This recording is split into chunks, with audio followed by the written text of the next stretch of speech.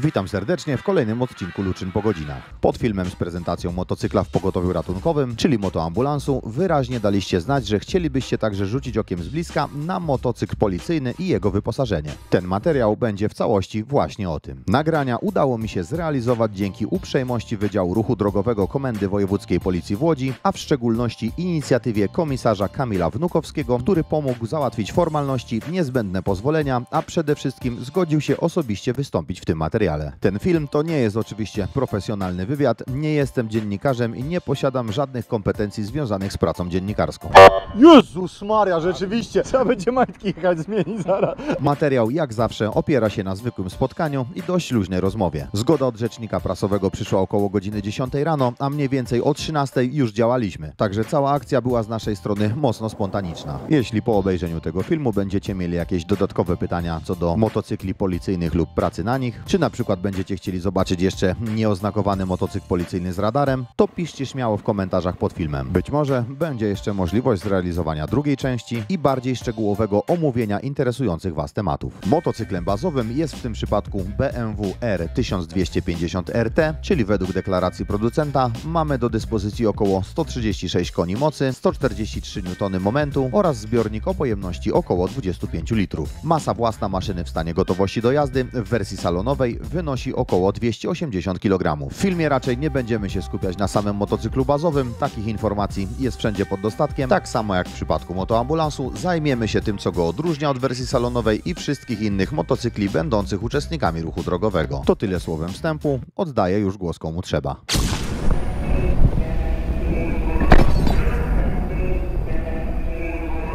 Czym się różni od normalnej BM-eczki? Doposażenie tak naprawdę, tak? Czyli w te dodatkowe sygnalizację świetną, sygnalizację dźwiękową, oczywiście montaż jakichś radiostacji, kufry z dodatkowym wyposażeniem, jakieś gniazda zapalniczek do podłączenia zewnętrznych źródeł, odbiorników i tak dalej. To są główne zmiany takie, które były przewidziane. Motocykl chyba najnowszy zakup, jeśli chodzi o policję. Cała Polska jest doposażona w te motocykle. W ostatnią wersję oznakowania, czyli pojawia nam się ten taki lemonkowy kolor dodatkowo do tego srebrnego i niebieskiego. No motor, który myślę, że spełnia swoje wymagania na chwilę obecną i na najbliższe lata również podoła temu, jakie zadania są ustawiane. A tu co? To są odblaski? Czy to są... Nie, to są właśnie te LEDowa sygnalizacja. Tak, i tutaj możesz jeszcze, zobacz, dwa niebieskie, a możesz mieć też wersję taką, kiedy prowadzisz pilotaż i potrzebujesz, żeby był niebieski i czerwony. Aha, to wtedy przepisy określają, tak, że musisz zmienić, rozumiem. Czyli pierwszy i ostatni jedzie na czerwonych dodatkowo, oprócz niebieskich, a jeśli jedziesz normalnie na sygnałach uprzywilejowania, to używasz tylko niebieskich świateł błyskowych. Oczywiście masz przełączenie, że możesz tylko tył mieć włączony, tak, czyli jeśli jedziesz jako ostatni, żeby to mocno daje w nocy, więc jeśli jedziesz z jakąś kolumną, żeby nie raziło. A, tyczka taka podobna jak Kamilowa, też do góry się wysuwa na tego, to jest tak? normalnie standardowo. Jak jeżdżąca latarnia jesteś. Dokumentacji już sobie możesz robić, nie? No rzeczywiście dają, tak. Tamto takie agresywne było bardziej. To masz dwa rodzaje, czy to samo jakoś leci? To jest tak, że ja mogę, to jest taki jakby do tak zwany horn, do ostrzeżenia tylko i wyłącznie, to jest ten taki chwilowy, tak? Tak. Jak jedziesz na sygnałach, na ktoś nie reaguje, Tak, czyli tak. masz na zasadzie takiej. Niesie trochę, nie? Ale to musi być, no w ruchu ulicznym tego. Każdy jeszcze Britney Spears ma odpaloną. A to co za cudowny jest tutaj jakiś, widzę, akumulator, coś? To jest włącznik właśnie tego dodatkowego akumulatora, czyli wszystko to, co... Czyli to ma w ogóle dodatkowy akumulator To cały. jest takie dodatkowe zasilanie, czyli do tych sygnałów. I zobacz, pokazuje Ci, że idzie na czerwono i na niebiesko, plus ten federal. Tu masz tą lampkę jeszcze, wiesz, to coś jest z tyłu zapalone. I to jest wszystko pod fabryczne przełączniki, czy ta firma, która to wykonywała, coś dokładała? Wiesz co, wydaje mi się, że BMW generalnie robi taką specyfikację, jeśli chodzi o motocykle dla policji, więc zestaw przełączników myślę, że jest gotowy. A gdzie w ogóle jest dodatkowy akumulator umieszczony? Dodatkowy akumulator jest tutaj pod tym umieszczony. No i gniazdo zwykłej zapalniczki, gdybyś, nie wiem, tam potrzebował podpiąć sobie coś, co ma takie źródło prądu, no to jak najbardziej tak. A coś tu jeszcze z frontu takiego? Oczywiście coś, co powiedzmy, że tutaj w czasie jazdy tego nie wykorzystasz, ale oczywiście gdzieś tam w czasie jakby normalnego użytkowania, nie wiem, gdzieś stoisz na jakimś zabezpieczeniu i tak dalej, więc Aha, i przez Dzień te dobry same... Państwu. Czyli też masz jakieś tam urządzenie do rozgłaśniania i tak dalej. Miejscowo jestem troszkę ograniczony, tak? Aczkolwiek zaraz Ci pokażę, że tego sprzętu też jest tutaj sporo. No plus jest taki, że jak jedziemy w 2 motocykle, no to ja zabieram 50%, kumpel zabiera 50%, tak? Kumpel, koleżanka, bo to też zależy od wszystkich. Każdy z nas może pełnić służbę na obszarze zabudowanym pojedynczo, tak? Czyli ja mogę jechać sam, tak jak dzisiaj z Tobą jadę, na przykład jadę sam, nie ma problemu, ale co do zasady, ze względów bezpieczeństwa, no lepiej we dwójkę jechać. No to jedziemy z tym wyposażeniem. Centralny? Włączyłem zapłon i wtedy dopiero pojawia mi się ten elektrozamek i zasilanie jest potrzebne. Pierwszą rzeczą, która nam się rzuca w oczy, jest taka latareczka LEDowa z ładowarką, od razu zespolona. A, indukcyjna jest ładowarka, tak? Tak, ładowarka jest indukcyjna, do tego mamy nakładkę do tej latareczki, czyli nie muszę się martwić w nocy, jeśli chodzi o zatrzymywanie pojazdów do kontroli drogowej. Tu kolejne jedno złącze, drugie złącze, które akurat jest wykorzystane. No i pojawia mi się dalsza część sprzętu, który mam. Urządzenie do badania trzeźwości, takie wstępne, które znasz, bo tam zakochana policjantka. Oho, to stare dzieje. Mam alkosensor, czyli już to jest taki tester, tak? Jeśli tutaj wychodzi coś niedobrego, to mam obowiązek sprawdzić się drugim urządzeniem. To jest urządzenie drugiej kategorii do badania stanu trzeźwości. W większości na wykroczenie w zupełności jako środek dowodowy. Do przestępstwa musimy jeszcze zrobić to urządzeniem, który działa na innej zasadzie. Chodzi o szybkość badania, tak? No, nie muszę mieć żadnego ustnika po pierwsze. Po drugie, no szybkość, czyli ja nie muszę resetować, nic, on się sam oczyszcza. Jakby co do zasady, nawet jeśli to urządzenie pokazuje, że coś jest nie tak, to jeśli kierowca nie pił, to nie ma powodów do stresu, bo czasami jest tak, że użyliśmy jakiegoś zimowego płynu do spryskiwaczy, Albo zjadł jakiegoś pawełka? Nie, Jak to z tym pawełkiem? Z tym pawełkiem to nie jest tak do końca, tak? Bo generalnie te badania wykonujemy w określonym czasie po zjedzeniu, piciu. Czekamy chociaż 5 minut, tak? To by musiał naprawdę napchać pawełka i prosto Ci tym pawełkiem dmuchać w to chyba, tak? Dokładnie. No i mamy drukareczkę do tego urządzenia, tak, czyli możliwość wydrukowania jakiegoś tam wyniku do tego alkosensora. Radiostacja, łączność podkaskowa, tak, czyli do tych kasków mamy zestaw bezprzewodowy, nie potrzebujemy żadnych przewodów, to się wszystko łączy, że tak powiem. A na jakiej zasadzie jest to przy kasku? Tam macie typowy jakiś interkom taki sklepowy, który przez Bluetooth łączy się z czymś dodatkowym, co się łączy z tym? Myślę, że to jest jakiś zestaw kompatybilny ze stacją, czyli prawdopodobnie producentem może być tak jak producent stacji. Z przycisku przy kierownicy tak zwaną pętlę indukcyjną robisz, czyli nadawanie jest bez odrywania rąk od kierownicy, bo naciskasz na przykład przycisk funkcyjny F1 i z tego przycisku on powoduje, że załącza nam stację, tak? Czyli ja w tym momencie nadaję. Oprócz tego kask jest wyposażony oczywiście w system takiej komunikacji Bluetooth, czyli jakieś tam sparowanie z telefonem i tak dalej, to również wchodzi w grę. Jak jeździcie we dwójkę, to rozmawiacie przez interkom ze sobą, czy tym swoim radiem? Raczej rozmawiamy przez radiostację. Tak, to 90% to jest rozmowa przez radiostację. No ale wiesz, nasze rozmowy to nie jest takie... Jak nasze? Analiza sytuacji i tak dalej. Czy jakieś zagrożenie w miniówce nie idzie z prawej strony po chodniku? Czekaj, jak u Ciebie? Dzień dobry. Dobry. No, kultura osobista. Musi być. Czy ważyliście kiedyś takiego miśka całego, wyposażonego już po kurek? Tak? Myślę, że ktoś go ważył, natomiast my go tutaj na bazie nie ważyliśmy. Tak? Około 320-330 kg będzie ważył. Natomiast do manewrowania jest bardzo przyjemny motocykl. Niski środek ciężkości. Bardzo niski środek ciężkości, bardzo łatwo jest się złożyć. Zresztą widzę, że no nie mają na pewno policjanci problemu, bo jest niziutko kanapad. A w ogóle tak jak na przykład u Was, no bo w całej Polsce to pewnie nie wiesz, są kobiety, dziewczyny, które też... Nawet w województwie łódzkim są. Teraz w Sieradzu dziewczyna jeździ na motocyklu. Ale to jedna sztuka? Znaczy ona akurat... Akurat o niej wiesz, tak? O niej wiem, w Bełchatowie też była dziewczyna, która jeździła i chyba nadal jeździ, więc nawet w naszym województwie jest kilka dziewczyn, które jeździ. Jest mniej, no bo tak samo jak i na ulicy, no też jest, że tak powiem, na 10 chłopa, nie wiem czy jedną motocyklistkę spotkamy, nie? Przerwę tu na sekundkę spotkanie, ponieważ podczas edycji materiału ten temat mnie dodatkowo zainteresował i chciałem sprawdzić, czy taka moja obserwacja z ulicy może w jakimkolwiek stopniu pokrywać się z rzeczywistością. Wyczytałem, że CEBIK publikuje przeróżne statystyki, w tym również ilości wydanych praw jazdy na wszystkie kategorie z rozróżnieniem płci. Według tych danych w ubiegłym roku prawo jazdy na kategorię A, A1 oraz A2 zrobiło łącznie około 8300 kobiet, natomiast mężczyzn było około 84 000.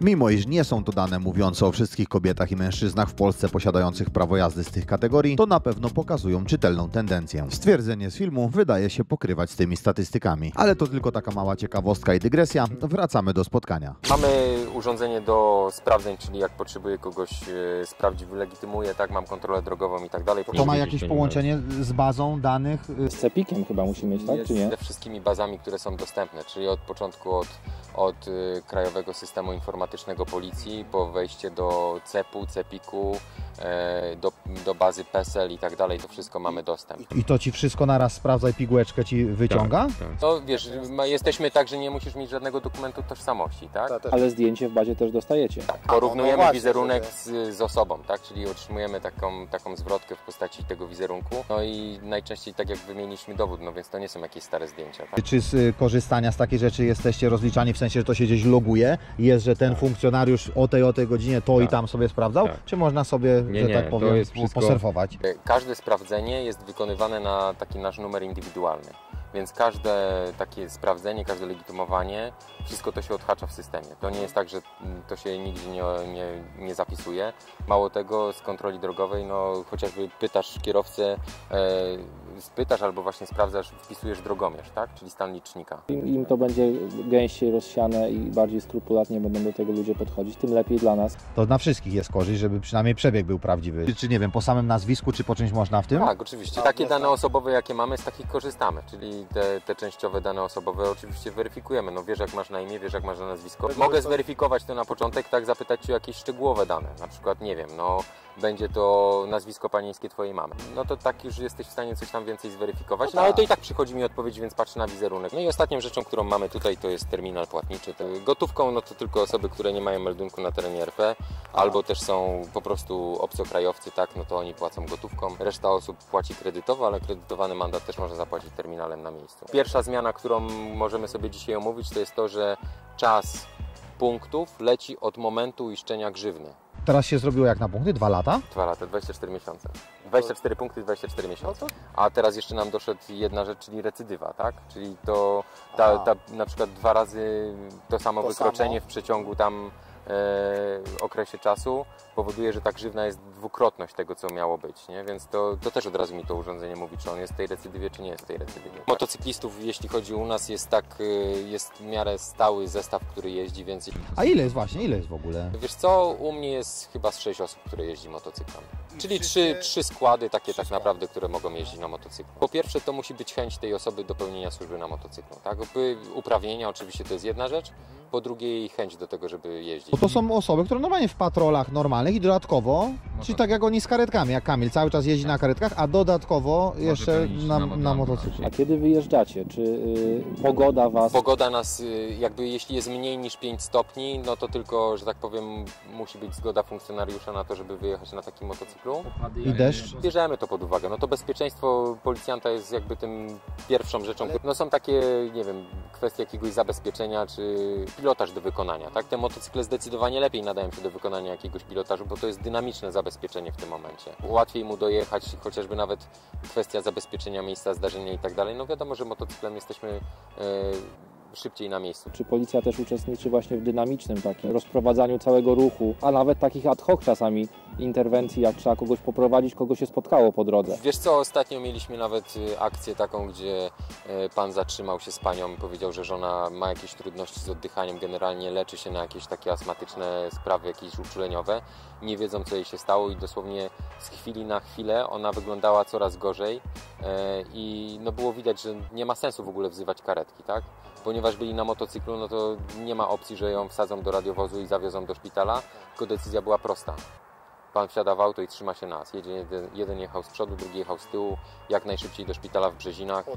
Pod szpital, izba przyjęć, pani została hospitalizowana, podany na początek tlen, jakieś wiesz tam medykamenty i po to, żeby ją To jak do tego doszło? On zatrzymał policjantów? Nie, on się zatrzymał akurat przy policjantach. Tak, tu mamy kolejny kufer, gdzie mamy laserowy miernik prędkości. Tak, to są kosztowne chyba rzeczy, nie? Droga sprawa. Ile takie coś kosztuje? Nie uczestniczę w zakupach, no ale to jest naście tysięcy, tak? Co to ma, kolorowy jakiś wyświetlacz Tak, czy coś? to Możesz ma to to- uruchomić jakoś, coś Mogę pokazać to jak to działa? uruchomić. Ja sobie uruchomię. Czekaj, muszę się wziąć. Aha, ekranik dotykowy, tak? Musisz się zalogować. Oprócz tego, oprócz prędkości, możemy też mierzyć odległość. Na przykład na miejscu zdarzenia drogowego, jak mam oględziny zamiast kółkiem jeździć albo taśmą, To to ma oczywiście zasięg 2 km mniej więcej, nie? Ciężko jest trafić? Tam jest jakiś celownik? Co to, jak to tam wygląda? Jest celownik, wiesz? A jak to jest właśnie, jak obok siebie jadą, czy między czymś, skąd jest ta pewność? To skąd ja wiem, że to Jeden nie? z wyników mogę Ci pokazać. Zobacz. Prędkość, odległość, z jakiej zostało wykonane. To jest kolorowy ekran i masz... tu jest- Jest A, normalnie rozumiem. widzisz, gdzie było To celowane. jest pojedyncza fotka, czy to jest cały film? Sekwencja zdjęć, która układa nam takie krótkie nagranie. To się wzięło. No tak, tak. W tej odległości, jak to jest do 2 km, to tam pewnie trudno jest utrzymać stabilność. Właśnie, na 2 kilometrach. Urządzenie jest przystosowane do tego, że mamy taki stojak, zresztą ostatnio tam, gdzie jechaliście, widzieliście test. Stoi. Statyw postawiony, tak, widzieliśmy. No, wystawiliście, latera. Potworne urządzenie. Drugi kufer to już jest, że tak powiem, to co... O, na przykład to jest z motocyklem, czyli taka podstawowa apteczka do udzielania pierwszej pomocy. Ja też ja swoją pokazywałem ostatnio. No pewnie mamy trochę inaczej. Pierwsza wersja twojej apteczki była zgoła odmienna, tak? Czyli co? Po pierwsze koce termiczne, po drugie podstawowe zasady bezpieczeństwa, czyli nasze rękawiczki, maseczka do udzielania pierwszej takiej pomocy, czyli do resuscytacji Chyba krążenia fajniejsza wybuchowej. niż ja, bo mi napisali, że to co ja mam to jest taki, za przeproszeniem, kondonik, żeby to wyrzucić i kupić coś lepszego. Jakby kwestia tego, jak się uczymy tej pierwszej pomocy, to zawsze jest ten manekin taki odkażony jeszcze i tak dalej, jest fantastycznie. No na miejscu wypadku drogowego rzadko tak bywa, żeby... Różnie co najmniej może No wiesz, jakby te obrażenia twarzy to jest pierwsze właściwie co widzimy, że coś się niedobrego stało z człowiekiem. Nie? Jakieś podstawowe opatrunki, jakieś widzę są żelówki chłodzące i tak dalej na oparzenia, plaster, jakieś bandaże, gazy. Jakieś leki takie podstawowe, coś takiego? Nie. Ustabilizować i czekać na karetkę, tak? Dokładnie. Oczywiście mam obowiązek, tak, czyli mam 2 książki do tych urządzeń, które mam ze sobą, czyli do tego laserowego miernika prędkości plus do alkosensora. Czyli to jest książka, w której wpisuję osoby badane, tak? Ja mam obowiązek zapisać, że przebadałem Cię, jeśli przyszedłeś do mnie i chciałeś być przebadany, no to po pierwsze piszę, jaki jest Twój wynik, kiedy dokonałem tego badania i powód tego, dlaczego byłeś badany. Czyli może to być na przykład, nie wiem, zdarzenie drogowe, może to być wypadek drogowy, może to być, nie wiem, kontrola drogowa. A takie kontrole wyrywkowe, no nie chcę powiedzieć, że masowe, ale takie, tak że zwany pyk. Trzeźwy poranek. To takie kontrole też się odbywają. To wtedy co? Takie Wtedy nikt badania. nie jest nigdzie już wpisywany na taką książeczkę, bo to fizycznie niemożliwe przecież. No jakby tu skracamy, tak? Czyli mamy taki...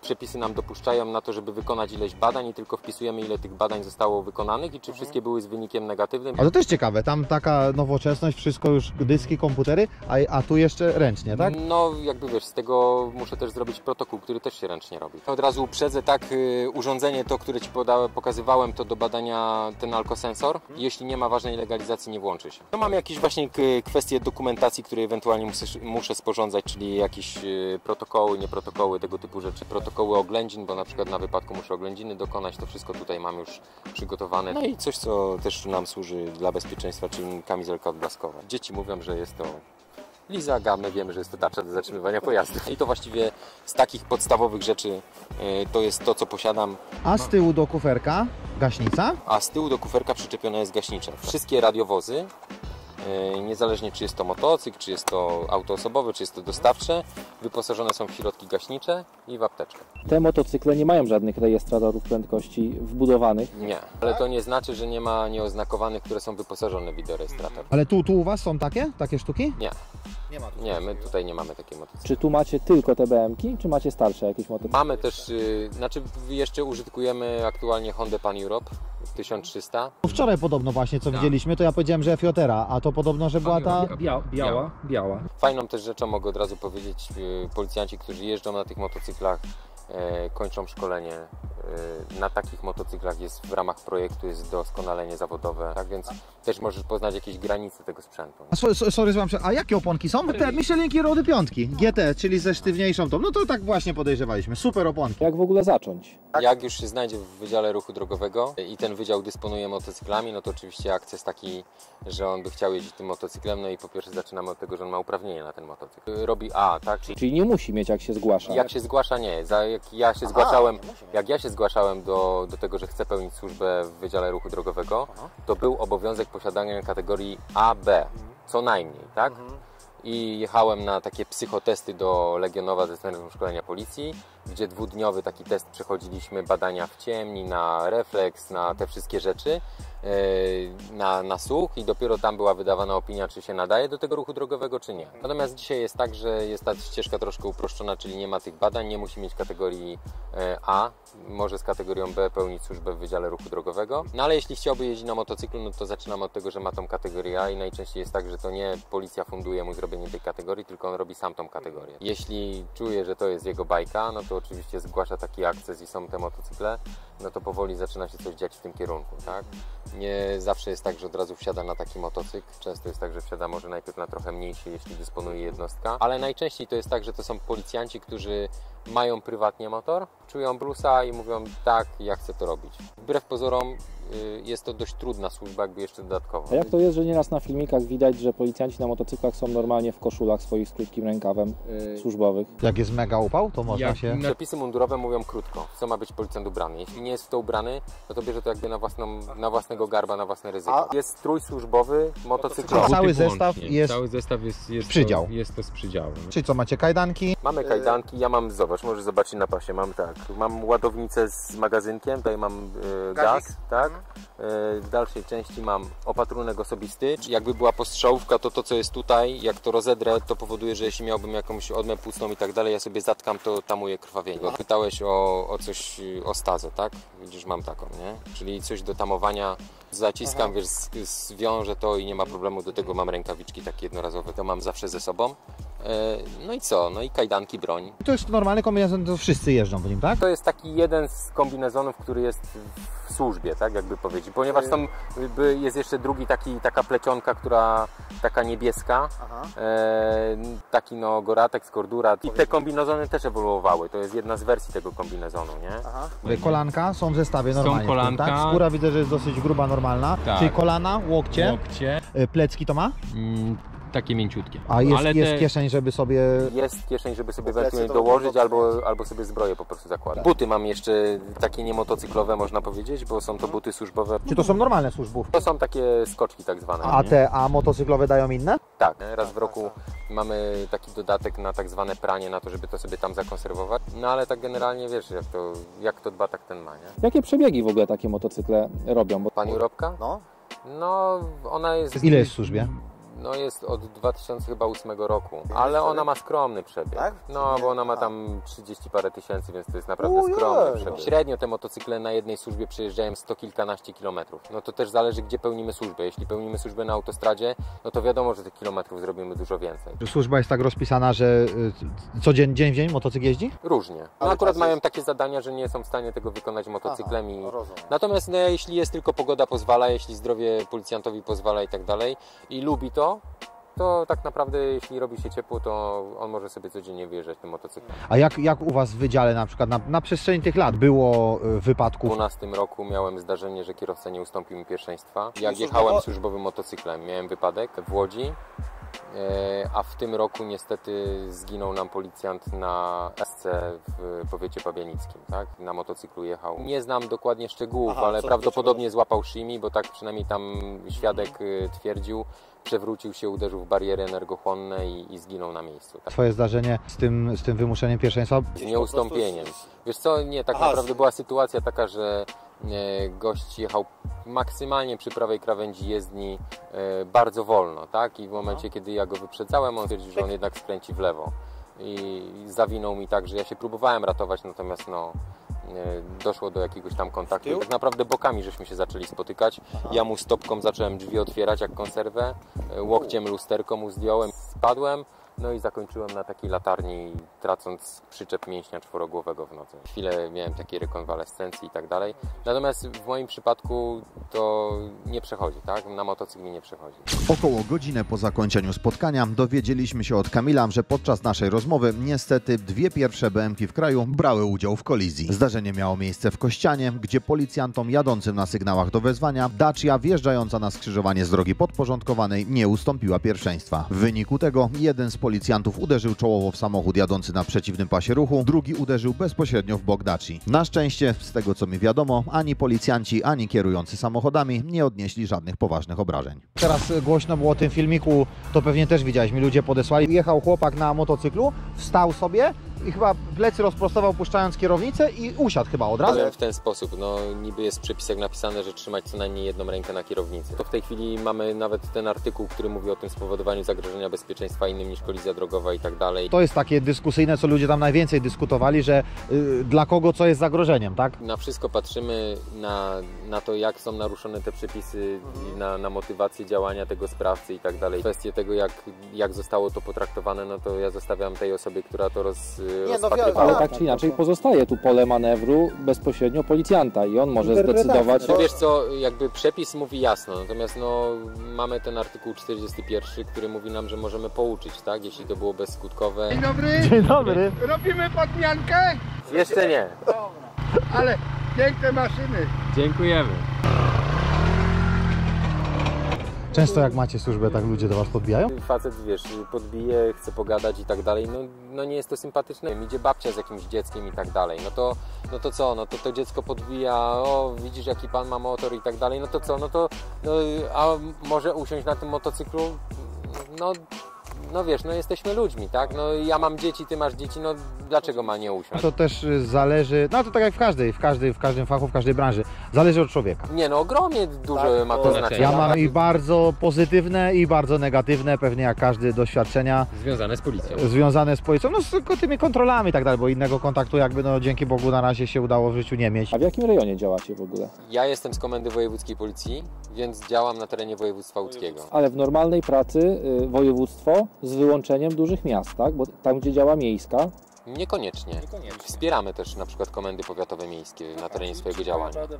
Mamy główne ciągi komunikacyjne, ale w Łodzi też nas można spotkać. Nie? Przykład chociażby wczoraj, zakończenie sezonu motocyklowego to papierowe zakończenie. Właśnie a propos tego wczorajszego dnia, jakieś statystyki? Chociażby to zakończenie pokazało, że mamy ogromny problem z tym, żeby motocykliści jeździli po pierwsze zgodnie z przepisami, bo prędkość to jest pierwsza rzecz, której się dopuszczają, ale jeśli już kontrola drogowa, to bardzo dużo motocyklistów nie ma w ogóle prawa jazdy. Zdarzył się też motocyklista, który aktualnie był w zakazie, tak? Czyli miał zatrzymane uprawnienie do kierowania, ale też jakby motocykliści nie zdają sobie sprawy, znaczy ci, którzy jeżdżą bez tego prawa jazdy albo bez danej kategorii prawa jazdy, że przepisy się zmieniły i wiąże się to z tym, że będzie zatrzymane uprawnienie do kierowania, które posiada do tej pory, a sprawa trafia do sądu i może być nawet 30 000 złotych kary. Natomiast ze swojej strony jakby to co uważam, to najgłupszą rzeczą, jaką można zrobić, to uciekać. Wsiadłeś za tą kierownicę, coś było nie tak. Po co narażasz kogoś, kto jest niewinny, na to, że pozbawisz go życia, zdrowia? Jak często to się zdarza? Ale jest to naprawdę kilkanaście razy w roku się zdarza, że ktoś podejmuje taką próbę ucieczki. Tak. I to z różnym skutkiem. Nieraz nawet skutek jest taki, że on uda mu się uciec. No ale no wiesz, jeśli masz nagranie z wideorejestratora, mamy numer rejestracyjny. Też byłem raz zatrzymany przez z BM-ki panów z tej grupy Speed. W Łodzi? W Łodzi, tak. To jechali drogę do krawężnika. To też wynika pewnie z tego, jak często im ci ludzie dają nogę, tak? Mamy takie doświadczenia, jakie mamy. No, że no jednak lepiej czasami jest podejść, że tak powiem, z tym takim większym powerem do tej interwencji, a skończyć ją w miłej atmosferze niż odwrotnie. Słuchajcie, no nikt nikomu go chyba na siłę też nie będzie ścigał, żeby tam komuś się krzywda stała. Czasami wystarczy odpuścić, po to są te tablice rejestracyjne. A nawet jeśli nie ma, to mamy tyle znaków szczególnych, nagranych na wideo, kolor motocykla, jego wyposażenie, ubiór motocyklisty. Mało tego, w mieście mamy monitoring. Mamy takie środki techniczne, dzięki którym możemy sobie gdzieś tam spróbować dojść do tego, kto to był. No jak widzisz, że no, gość jedzie na granicy w ogóle wszystkiego i jego życie dla niego jest nic nie warte, no będziesz ryzykował? Co ludźmi kieruje, tak? No to tak jakbyśmy dzisiaj rozmawiali, no co jeszcze muszę zrobić, ja jako policjant, czy ty jako obywatel, żeby, nie wiem, nawet twój najlepszy kumpel nie wsiadł po kielichu za kierownicę. Co byś mu powiedział, albo co byś zrobił, żeby on nie wsiadł? Jeśli to jest w nim gdzieś tak zakodowane, że no już nie wiesz, co zrobić, żeby mu to wytłumaczyć. Najgłupszą sytuację, jaką przeżyłem służbowo, to gość przyszedł na komisariat powiedzieć, że on tam miał jakieś zdarzenie innej kategorii, tak? Czyli tam jakieś było utrata jakiegoś mienia i on przyszedł powiedzieć, że on jednak nie będzie odbierał wezwań w tym adresie, który podał, tylko on wraca tam gdzieś do swojego miejsca zamieszkania w innym województwie, nie? I ja stojąc naprzeciwko niego, kiedy on to mówił, to ja już czułem od niego alkohol. A przyjechał samochodem? Tak, on przyjechał samochodem. W swojej karierze miałem parę przypadków, gdzie zatrzymywaliśmy kierowcę, który był po jakimś tam kieliszku, przywoził swoją rodzinę, a obok siedziała trzeźwa żona z prawem jazdy i na pytanie, dlaczego pani nie prowadzi? Bo mąż komentuje, albo mąż prowadzi lepiej. Nie pytaliśmy chyba właśnie a propos o rejestrację, o rejestrator tego, co się dzieje dookoła. Macie jakieś takie rejestratory, które rejestrują waszą służbę, czy takie interwencje? Komenda Miejska Policji w Łodzi ma tak zwane kamery nasobne, czyli wszystkie interwencje są nagrywane, tak? Czyli wszystko to, co się dzieje, ta służba jest nagrywana i jakby jest to rejestrowane, tak? To są takie jednostki, które jeszcze nie mają tych kamer, ale Wszyscy Pewnie będziemy będzie je mieli. wdrożone, nie? To jest, wiecie, to jest bezpieczeństwo osobiste policjanta. Ja osobiście nie mam nic do ukrycia. Jeśli prowadzę kontrolę drogową i jest to fair, no to o czym my tu mówimy? Jeśli chodzi o tych motocyklistów, no to jakby ten stan bezpieczeństwa, jakby ta kultura w ogóle jazdy na motorze, no myślę, że to ulega poprawie, ale no mamy jeszcze coś do zrobienia i chociażby to, że 13 osób w tym roku zginęło w czasie tego sezonu motocyklowego, który jeszcze się nie skończył, bo ładna pogoda myślę, że będzie pozwalała na to, żeby te weekendy jeszcze gdzieś tam sobie wsiąść na te 2 koła, no to pokazuje, że nadal mamy bardzo dużo do zrobienia. Co prawda to nie są 22 osoby, które zginęły rok wcześniej, czyli jest lepiej. Ale Prawie że o połowę, tak? W tym roku? Tak. Część z tych osób to także są te, które właśnie no, nie miały uprawnień do kierowania, czyli w ogóle nie powinny uczestniczyć w ruchu drogowym. Kiedyś wypatrzyłem dawno temu, że 30%. 1/3 to jest... Tak? Tak, 1/3. I to się- tak? To O tak kurczę, nadal trwa. pięknie. Nie? Jakby ze statystyk wynika, że to nie motocykliści są w głównej mierze sprawcami wypadków drogowych. Nie? Kojarzysz statystyki procentowo, jak to wygląda mniej więcej? Ponad 80% wypadków drogowych sprawcami są kierujący pojazdami samochodowymi. No przykro to mówić, ale nieraz jest tak, że ten motor bardziej słychać niż widać. No i wiesz, to jest tak jak tych to podziwiam, a ja ich ścigam. A tak, nie? No tak, jakie tak. masz szanse na to, żeby dostrzec tego motocyklistę, jeśli z kimś takim się mierzysz? Nie? Początek października, 3 zdarzenia śmiertelne z motocyklistą. Tak? Jedno niezawinione z winy motocyklisty, gdzie wyjeżdżający ciągnikiem rolniczym no, nie ustąpił mu pierwszeństwa. Jedno to zdecydowanie prędkość, a drugie na razie przyczyna jest nieustalona. Tak na prostym odcinku drogi, wiesz, przewrócił się i tak dalej, i tak dalej. Ale 3 osoby giną. To jest, wiesz, to jest najsmutniejsze, co może w ogóle być w tym wszystkim. W tej pięknej pasji, którą mamy w tym, że ta benzyna gdzieś w naszej krwi płynie i to jest w ogóle takie super, czujesz tą wolność, to braterstwo z tym drugim, który jedzie na tym motorze i tak dalej, no to jest to właśnie, co się złego dzieje. Nie? Ja zresztą wiem, z czym to się wiąże, jak to wygląda z drugiej strony i tak dalej. I słuchajcie, no szanujmy się na tej drodze, no tak zwyczajnie. Na tym kończymy odcinek. Jeśli macie dodatkowe pytania a propos motocykli w policji lub chcielibyście, żebym przygotował dla Was jakieś inne dedykowane LPG, to dajcie znać w komentarzach pod filmem. Jak zawsze, dzięki, że jesteście i do zobaczyska niebawem. According to the Witcher, oh valley of plenty, oh valley of plenty, oh. Co to jest takie czarne i szybkie? Luczyn dosiada i zamyka szybkę. Ludzie, lepiej uciekajcie z ulicy, bo z daleka słychać jak czarna perła ryczy. Wszystko zapięte, o, manetka w rękę. Prawa jazdy nie zabrali mu jeszcze na szczęście. Lepiej zapinaj pasy, chociaż tutaj ich nie ma. Polski Ghost Rider stary, to nie ściema.